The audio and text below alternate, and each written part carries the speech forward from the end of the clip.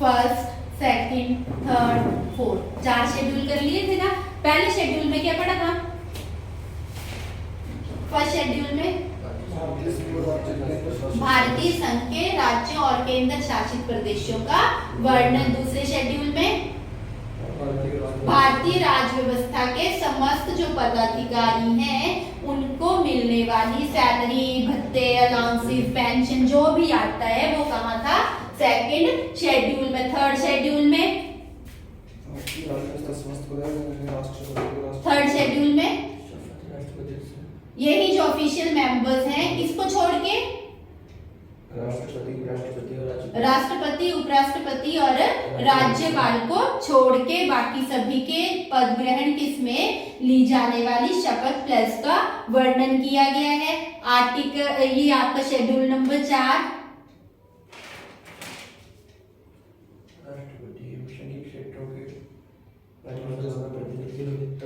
बोलते हैं हमारे राज्यों और केंद्र शासित प्रदेशों से राज्यसभा में प्रतिनिधित्व की कितनी सीटें जो हैं वो आपकी राज्यसभा में किसी यूनियन टेरिटरी से या राज्य से जो है वो आपकी होंगी, उसके बारे में कहाँ बताया गया है? आर्टिकल शेड्यूल 4 में, है ना। अच्छा, हमने शेड्यूल नंबर 3 में एक चीज पढ़ी कि राष्ट्रपति, उपराष्ट्रपति और राज्यपाल को छोड़ के, तो इनकी प्लस कहाँ है?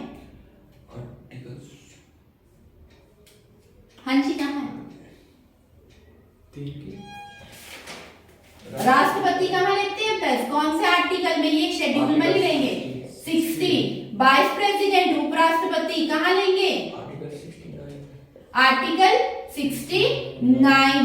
और आपके राज्यपाल, गवर्नर, ये कहाँ लेंगे? 159 में। और मेरे बच्चे यहाँ से ना क्वेश्चन बनेगा ही बनेगा। एक जो 12 शेड्यूल है ना, 12 अनुसूचियां, वहां से जो है वो पेपर में आपको एक प्रश्न जो है वो देखने को मिलता ही मिलता है। 200 क्वेश्चन होगा इस बार, ठीक है। तो एक क्वेश्चन यहाँ से बनेगा पेपर में, ठीक है। अगला है आपके पास शेड्यूल नंबर 5, 5वीं अनुसूची। 5वीं अनुसूची में आपके पास क्या दिया गया है? जितने भी आपके पास अनुसूचित क्षेत्र और अनुसूचित जनजाति के प्रशासन और नियंत्रण के बारे में उल्लेख। अनुसूचित क्षेत्र और अनुसूचित जनजाति मीन्स शेड्यूल ट्राइब्स और शेड्यूल कास्ट, ठीक है। शेड्यूल ट्राइब्स और शेड्यूल कास्ट जो है उनके प्रशासन एवं नियंत्रण के बारे में वर्णन। उनके प्रशासन एवं नियंत्रण के बारे में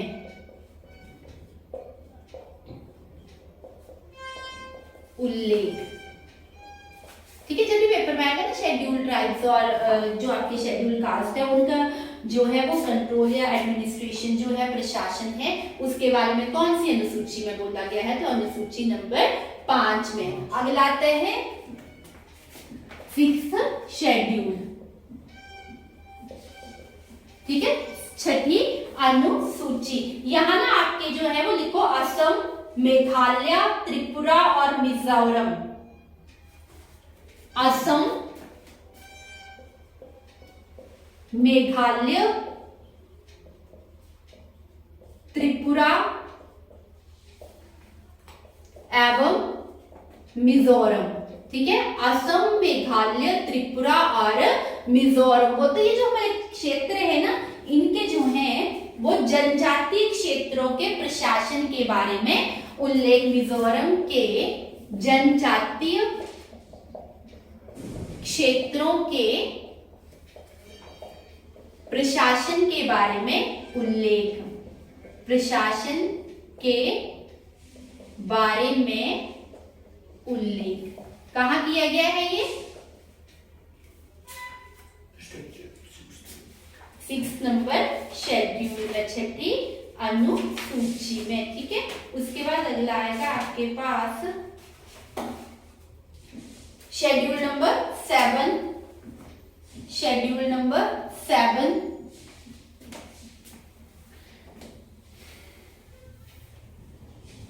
जब भी आपके पास असम, मेघालय, त्रिपुरा, मिजोरम के जनजाति क्षेत्र आ गए ना आपके पास, तो आपने सीधा आंखें बंद करके कौन सा शेड्यूल कर देना है, 6 शेड्यूल पढ़ना है ऐसे यार। पेपर में ना ये नहीं सोचना कि कौन सा ऑप्शन हो, क्वेश्चन पढ़ के देखो कि नहीं ऑप्शन कहाँ पे है हमारा, A B C D कहाँ पे टिक करना है। वहां ये नहीं सोचना कि अच्छा A होगा, B होगा, C होगा, D होगा, नहीं, आपको ये ढूंढना है कि A B C में कौन सा है, मैं कहाँ है मेरा आंसर, मुझे ऐसे पढ़ाई करनी है, ठीक है। अच्छा यहाँ तो 6 शेड्यूल, 6 कहाँ पे लिखा है, ABC में कौन सी जगह पे है, कौन सा जो गोला है वो मुझे सर्कल करना है, ठीक है। अगला है क्वेश्चन शेड्यूल नंबर 7, 7वीं अनुसूची से जो है इसमें ना केंद्र में राज्यों के बीच लिखिए, इसमें केंद्र एवं राज्यों के बीच शक्तियों के बंटवारे में दिया गया है और गवर्नमेंट के द्वारा, सरकार के द्वारा ना जो फीस और टैक्स लगाने के अधिकारों का वर्णन भी कहाँ है आपके पास, शेड्यूल नंबर 7 में, ठीक है। सरकार के द्वारा गवर्नमेंट जो भी आपके टैक्स लगाएगी, जो भी फीस जो है वसूल करती है, उसका वर्णन कहाँ पे आपके पास, शेड्यूल नंबर 7 में। और राज्यों और केंद्र सरकार के बीच सिंपल सी बात याद रखनी है कि आपकी राज्य सरकार, ठीक है, एवं केंद्र सरकार, इनके बीच शक्तियों का विभाजन कौन से शेड्यूल में है, कौन सी अनुसूची में, 7वीं अनुसूची में। अब यहाँ से आपके पास आएगा कि इसमें ना एक आता है कि 3 लिस्ट जो है ना, 3 सूचियां, इस अनुसूची में जो है वो 3 लिस्ट जो है वो आपके पास दी गई है, 3 सूचियां। कौन कौन सी है 3 सूचियां, संघ सूची, राज्य सूची और समवर्ती सूची। इंग्लिश में याद रखना ज्यादा इजी रहेगा, union list, state list, state union ऐसे करके लिख लो, और कॉन्करेंट लिस्ट, कॉन्करेंट लिस्ट, ठीक है। State union list, state list और कॉन्करेंट लिस्ट। हिंदी में से बोलेंगे संघ सूची, राज्य सूची एंड थर्ड इज समवर्ती सूची, समवर्ती सूची, संघ सूची, राज्य सूची और समवर्ती सूची। अब देखो यहां पे मैं अगर बात करूं ना आपकी यूनियन लिस्ट की, यूनियन लिस्ट की, तो यूनियन मींस आपके सेंटर से रिलेटेड जो भी विषय हैं वो कहाँ आएंगे आपके यूनियन लिस्ट में, जैसे देश की रक्षा, विदेशी मामले, लिख लो इन चीजों को, देश की रक्षा, विदेशी मामले, युद्ध, शांति, डाक, तार, मुद्रा बैंकिंग, परमाणु शक्ति आदि, ये सारे किसके हैं, केंद्र सरकार के अंदर, रेलवे, ठीक है। तो ये सारे कहाँ आएंगे आपके यूनियन लिस्ट में। अब बोलता है कि जब ये संविधान लागू हुआ था ना हमारा 26 जनवरी 1950 को, या जब तैयार हुआ है आपके पास, तो उस टाइम जो है वो इसमें कितने विषय दिए गए थे,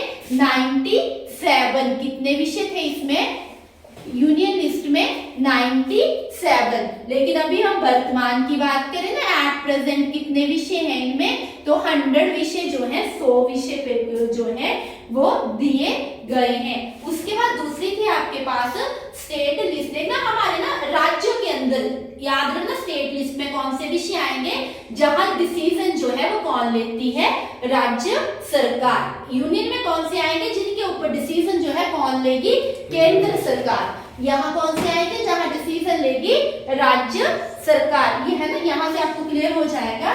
तो जैसे इसमें अगर हम बात करें ना स्टेट लिस्ट में, वो जहां आपकी राज्य सरकार कानून बनाती है, ठीक है, स्टेट गवर्नमेंट जो है वो रूल बनाएगी, वो आएगी आपकी स्टेट लिस्ट में। यूनियन केंद्र सरकार जो है, यूनियन संघ के द्वारा जहां आपके संघ के द्वारा जहां बनाए जाएंगे वो संघ सूची, और कॉन्करेंट में आपके पास आएंगे जहां केंद्र और राज्य दोनों ही जो है वो आपके कानून बनाती है। कॉन्करेंट में कौन से आएंगे, जहां केंद्र और राज्य दोनों कानून बना सकती है, परंतु यदि विषय सेम है तो किसका कानून मान्य होगा, सेंटर का, केंद्र सरकार का।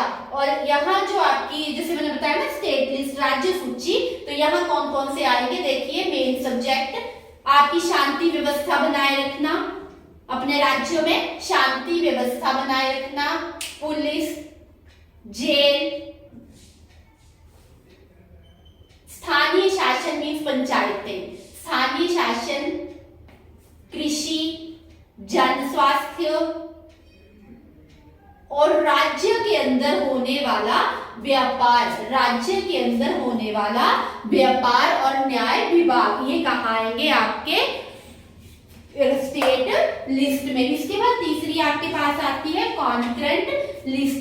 ठीक है, तो कॉन्करेंट लिस्ट में आपके पास कौन कौन से विषय आएंगे, जैसे मैंने अभी आपको बता दिया कि यहाँ पे आपका केंद्र और राज्य, ठीक है, याद रखना केंद्र एवं राज्य दोनों ही जो है वो कानून बना सकते हैं, लेकिन अगर विषय सेम है तो किसका मान्य होगा, किसका मान्य होगा, सेंट्रल गवर्नमेंट का। और इसमें आपके आते हैं दीवानी एवं फौजदारी मामले, विवाह, मैरिज और डाइवोर्स, विवाह एवं तलाक, जैसे अभी 3 तलाक है पूरे देश में लागू हो गया ना, कि है ना, बैन कर दिया गया, बिजली, न्यूज़पेपर, कानून एवं प्रक्रिया, शिक्षा और आर्थिक नियोजन, एजुकेशन भी है ना, तो एजुकेशन की बात करें हम शिक्षा की, तो जैसे पहले जैसे मैं भी बताऊं कि आपकी नई न्यू एजुकेशन पॉलिसी बनी है ना, न्यू एजुकेशन पॉलिसी, ठीक है, तो वो किसके अंदर आएगी, आपके कौन, किसका डिसीजन है वो, केंद्र सरकार का है ना, उसके द्वारा ही जो है वो मान्य होगी। ठीक है, इसके बाद आगे आपके पास आएगा, इसमें शुरू में थे आपके पास 47 विषय थे, ठीक है, और वर्तमान में कितने हैं, 52, वर्तमान में कितने हैं, 52। ये स्टेट लिस्ट के नहीं करवाए मैंने आपको, ये भी लिख लो, शुरू में थे इसमें 66 और अभी है 61, ठीक है, शुरू में थे 66 और अभी है 61। क्लियर हुआ ये, क्लियर हो गया, कोई क्वेश्चन? कम हो गया, हाँ जी 61।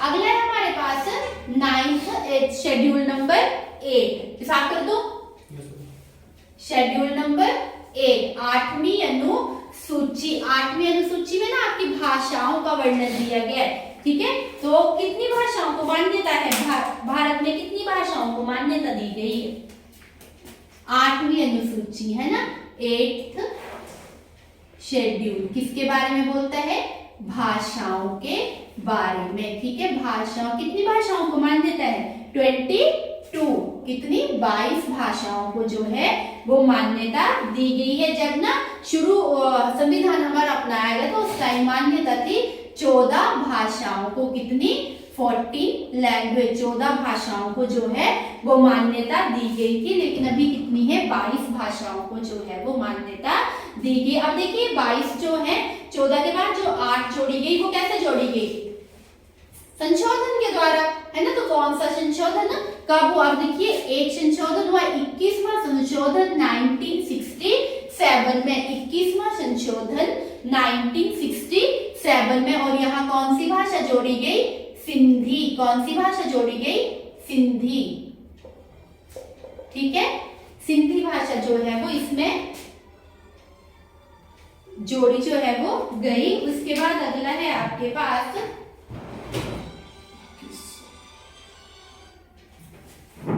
इसके बाद अगला आएगा आपके पास दूसरा 71वां संशोधन, 71वां संविधान संशोधन, 71वां संविधान संशोधन, और ये हुआ था 1992 में। इसमें कौन सी जोड़ी गई बेटा, कौन सी, कोंकणी, मणिपुरी और नेपाली, कोंकणी, मणिपुरी